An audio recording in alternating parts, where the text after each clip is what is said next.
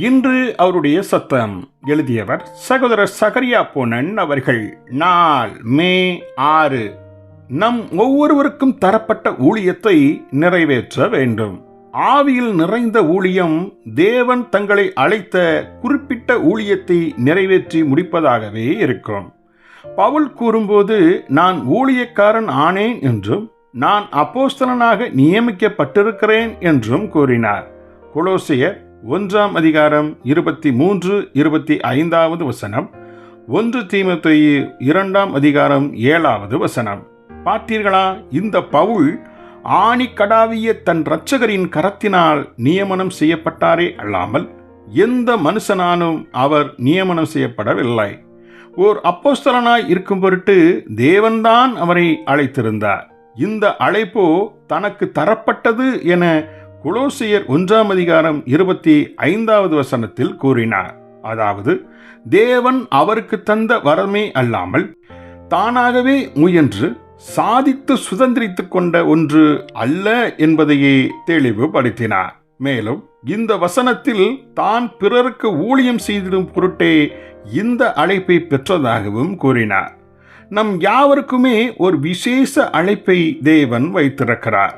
ஆகவே தேவன் நம்மை அழைக்காத ஒன்றிற்கு நம்மை அவர் மாற்றும்படி ஜெபிப்பது வீணான செயலே ஆகும். ஏனெனில் அவனவனுக்குரிய வரத்தை பரிசுத்த ஆவியானவரையே தீர்மானிக்கிறார். ஓர் அப்போஸ்தலனாய் இருப்பதற்கு பவுல் அழைக்கப்பட்டார். ஆனால் எல்லாருக்கும் இந்த அழைப்பு இல்லை.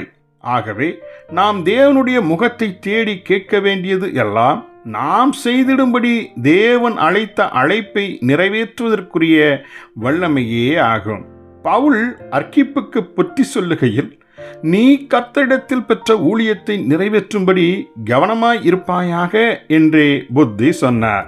கொலோசியர் 4 அதிகாரம் 17 வசனம். தேவன் ஒருபோதும் வட்டமான துவாரங்களில் சதுரமான மர உருளைகளை வைப்பவர் அல்ல.